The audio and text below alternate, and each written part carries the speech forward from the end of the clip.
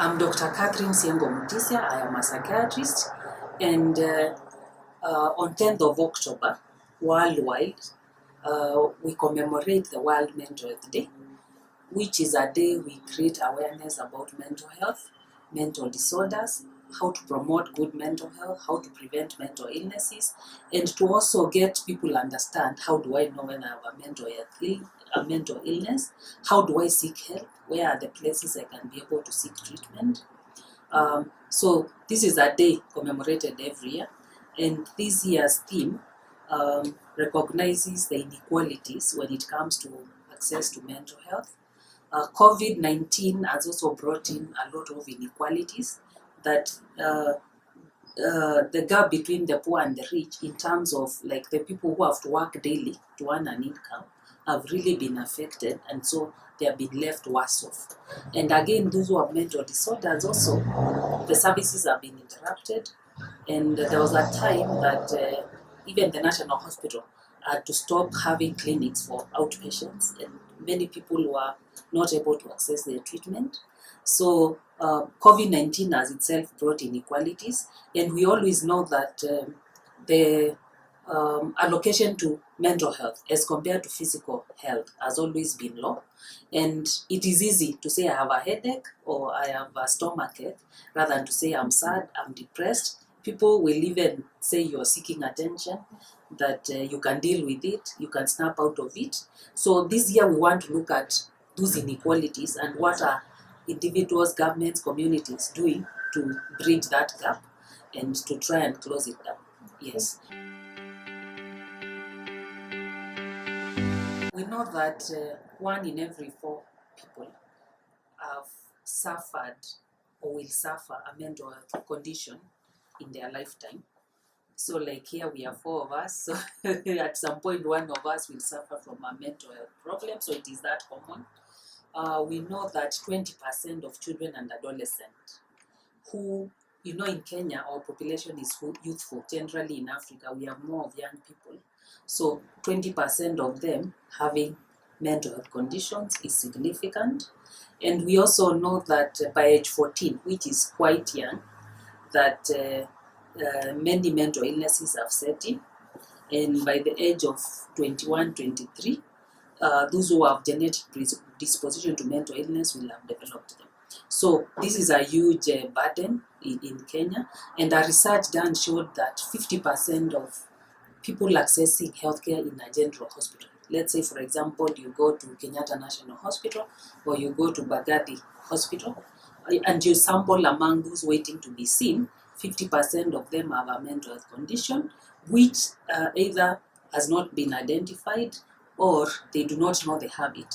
So like for example, you will have a child who complains of stomachache when it's time to go to school, but they have anxiety of going to school. You might have a lady who is complaining of headaches, but they are depressed. You might find people who will even stop to talk, stop to eat, stop going to work because they are depressed. So mental health problems are quite common in our country. I would start by defining what we would want for everybody: good mental health. So when you have good health, what do we expect? We expect you to be able to reach your potential. So like a journalist like you to be able to wake up every morning, do their work, also contribute to the community like what you are highlighting today. You are educating the public about mental health condition. So, and then adjust to adversities. Life will always have adversities. COVID hit all of us. It was an adversity. So if you have good mental health, you should be able to adjust to those adversities, contribute to the community, and reach your potential. So that is good mental health. When we now moving from there, we start talking about mental health problems. A little sadness here and there, problems with sleep, problems with appetite, problems of not being able to reach your potential. Or a stressor comes and it hits you that you're not able to bounce back. So we start talking about mental health conditions. And then when we talk about mental illnesses, now these are conditions which have reached the criteria for diagnosis. So we can easily diagnose you have depression, you have anxiety, you have substance use. During COVID, we saw many people use a lot of alcohol and weed and cannabis because they were at home, isolated, and probably the only solace they could find was to use substances. So we saw a lot of increase in that. And of course, when children didn't go and adolescents didn't go to school for long, that was also a crisis for the young people. So we've had many young people break down. Basically, there are 3 ways of knowing whether you're unwell, mentally unwell. Like if your behavior changes. So let's say I was a very outgoing person, loved my work, loved interacting with people, reaching out to people. Then I change and stop answering my phone calls, stop not reaching out to people. I don't feel like going to work, or even if I go to work, I don't want to talk to people, I don't want to interact with people. My work performance also goes down. So change of behavior. Then change of how you feel. This you can tell yourself that I'm not being happy as I used to. I don't feel like life has meaning. I don't feel worthy. And again, how do you feel? And thoughts, your thoughts. Thoughts are interpreted from speech and writing. So people will write what they are feeling or what they are thinking, and they'll also verbalize what they are thinking. So when that's why we say, even there's an app where by looking at social media and your post, we can actually be able to pick who is depressed and who is anxious just from their post, because you write or verbalize what is in your thoughts, and the thoughts can then change, and maybe you used to be a positive person, you become a pessimistic person. So thoughts, behavior, and how you feel, when that changes, you need to seek treatment. It would be good for you to be evaluated, then you are told this one you don't have to worry about it, or you need treatment, rather than to just say it is mild, I don't need. Because even therapy is part of treatment. You don't have to be put on medication always. So just having somebody listen to you, discussing the options available, and hearing you out is enough therapy. It doesn't mean that when you go for treatment, it has to be medication, or it has to be admission, or it has to be intensive. Yes. The Ministry of Health launched a policy in 2016, followed by an action plan, and of course the Mental Health Task Force also has picked several things from the action plan, right from leadership. After health was devolved, we know there is a role of the county and the role of the national government, and we need leadership for mental health in terms of who is responsible for mental health in Nairobi County, for example. Is there a key person who will look out for mental health issues? Because one of the challenges with mental health, when it is all put together with the other health, we will easily look at what easily kills. So COVID is easily killing, malaria is easily killing, childbirth. So then we will rush to that and forget mental health, not forgetting that they are related. So like a mother who is depressed will not remember to take their children for immunization. A mother who is depressed will not even attend antenatal services, and so risking the pregnancy. A mother who is depressed will not take their children to hospital when they're sick, so they could die of malaria. So all those things are related. So by leadership, we want the counties to also have key focal committees, focal persons, just like it is at the Ministry of Health. And so at leadership, we are also looking at promotion of mental health, because most of the time when we talk about health, we just look at the hospitals and treatment, but we forget that it's very important to prevent and to promote good health. So we are ensuring that the action plan, mental health action plan, ensures that we are going to have the counties and the national government have committees which are spearheading mental health promotion programs, prevention of mental illnesses, educating the young people in schools about life skills. So that is on prevention. Then those who get sick, the action plan also has achieved several milestones on making sure that mental health care is accessible, by making sure that all level 4 and above, up to level 6, have mental health services which can be accessed, and also retraining of nurses, clinical officers, who also are the ones who actually do a lot of healthcare in the up country and in lower levels of treatment. So access to care, prevention of mental illnesses and mental health promotion, leadership, and also making sure that these services are of good quality. KMTC, Kenya Medical Training College, which trains healthcare clinical officers, nurses, and all healthcare providers, started having in their curriculum mental health education, so that every qualified nurse or clinical officer, even if they don't specialize in psychiatry, because a clinical officer could as well come and do a higher diploma in psychiatry, they have those basic knowledge. That means if you go to a health center and you're having a headache, and then the nurse checks your blood pressure, they check your blood sugar, they check your BP, it's okay, then they should be able to tell, then there's more to this. And they should dig out, has anything changed in your life? Are you happy? Is there something stressing you? So that's how it begins. So when you present yourself to the hospital, you're not the doctor. So you go talk about your problems. It's upon the doctor now to diagnose. This is not just a physical illness. I've done all the tests, they're negative, because mental health issues are disorders of exclusion. So I've done all those tests and headache is still there. So then I find out what else is bothering you. And from that, then I can be able to tell. Then we have simple checklists for depression, which are distributed all over, that everybody can be able to checklist for depression or anxiety.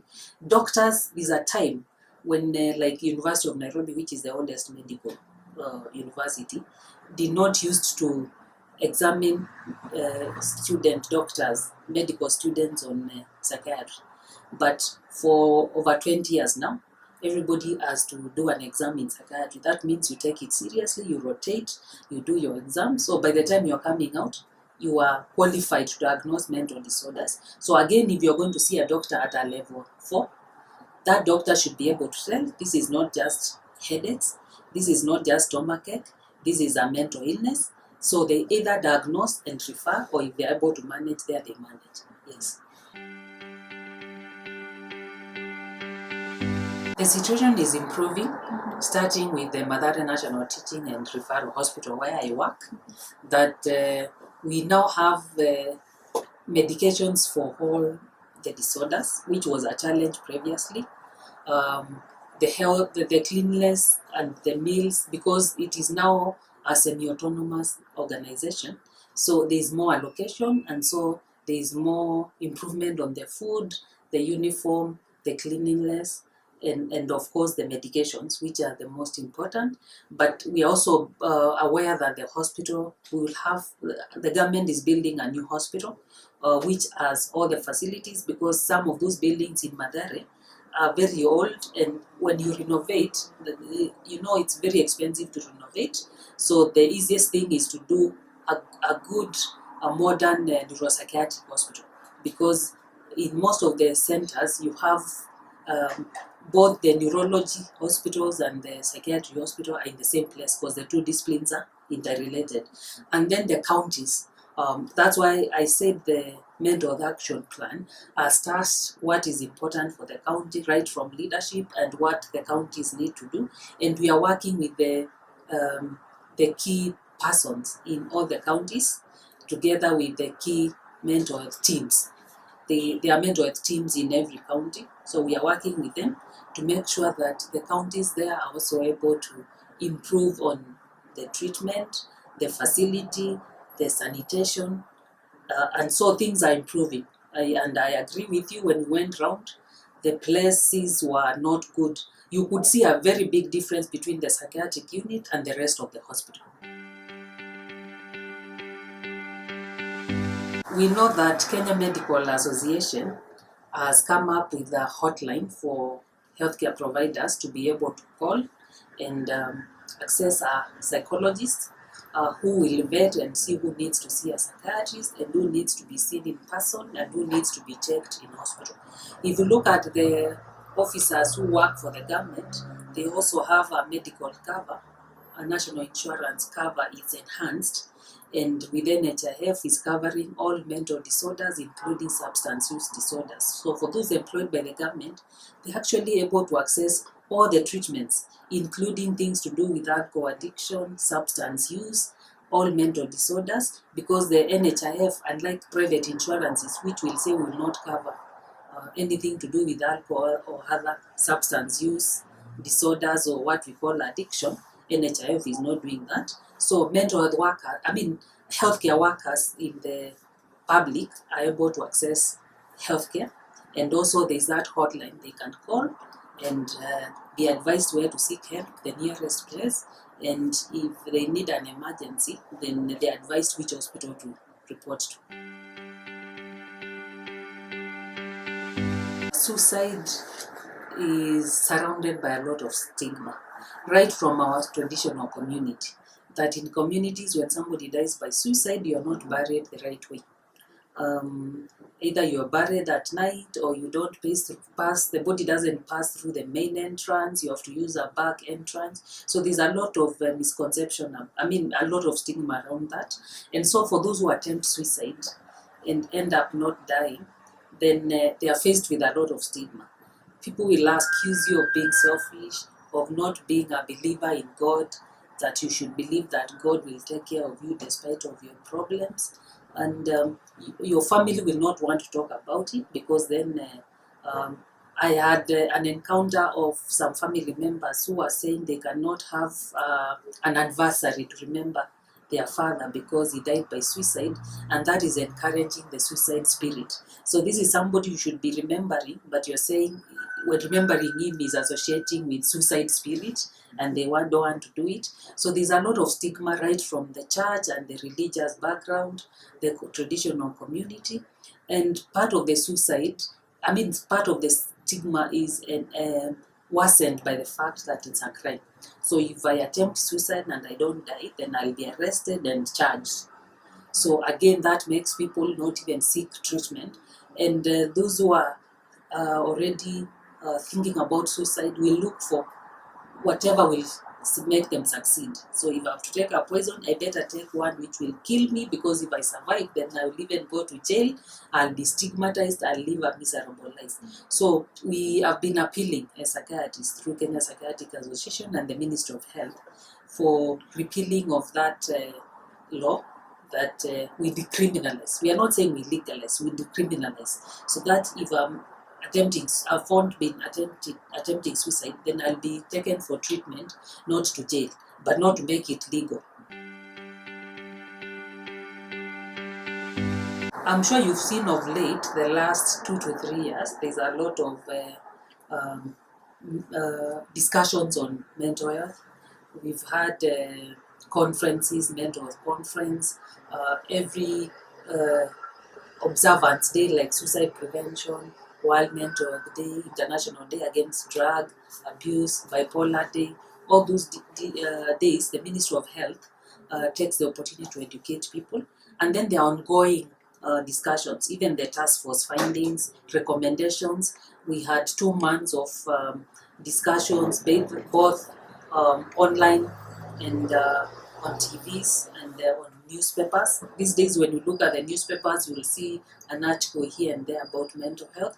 So the Ministry of Health has really worked on that, and spearheaded by the CS and the team. They are all very supportive, and we are seeing a lot of mental health talks. You can agree with me, the social media is full of mental health talks, yes.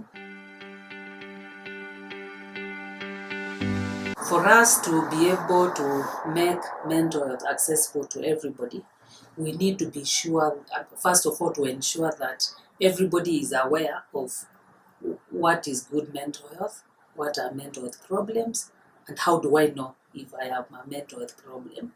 So by creating that awareness, then people can realize I need to seek treatment.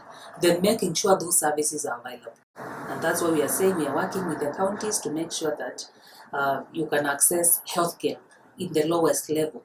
from the health center where the nurse will be able to diagnose, and even the medications in the health centers. You have medications for depression, for anxiety, for acute psychosis, so that if you have a breakdown and you go to the nearest health center, you'll be given a first aid even before you are referred. And of course now the hospital to be built will also be a research hospital. We know like now Mathare National Teaching and Referral Hospital, all psychiatrists are trained there. University of Nairobi uses Mathare National Teaching Hospital for research, teaching and training. And many of the medical training colleges, KMTC, they also use the facility. So we want to improve on the research bit of it. There's also a call center being funded by World Bank, which should be open anytime soon, so that Kenyans can call from wherever they are and say, I am feeling 1, 2, 3. With COVID, many Kenyans learned how to do things online. So we are also improving on telepsychiatry, and we are also encouraging the counties to also be able to do that, because like if I'm talking of a county like Kitui, where they don't have a psychiatrist at the moment, if there is good telemedicine, I can actually communicate from Mathare Hospital with a doctor in Kitui County, see the patient online, and advise the doctor, give this prescription, even if they don't have a psychiatrist. So we are appealing to the counties to also make use of telemedicine, and we are having call center which is going to be opened soon at Mathare Hospital, so that we can actually be able to access healthcare. I get calls even from Mombasa, from all over the country, people saying, I have this and this and this. Where can I get help? What can I do? So we can easily do that, because now Kenyans and mobile penetration in Kenya is quite high, and internet also is quite high, so that we can actually be able to do what we wouldn't have done without telemedicine to reach everybody in the country.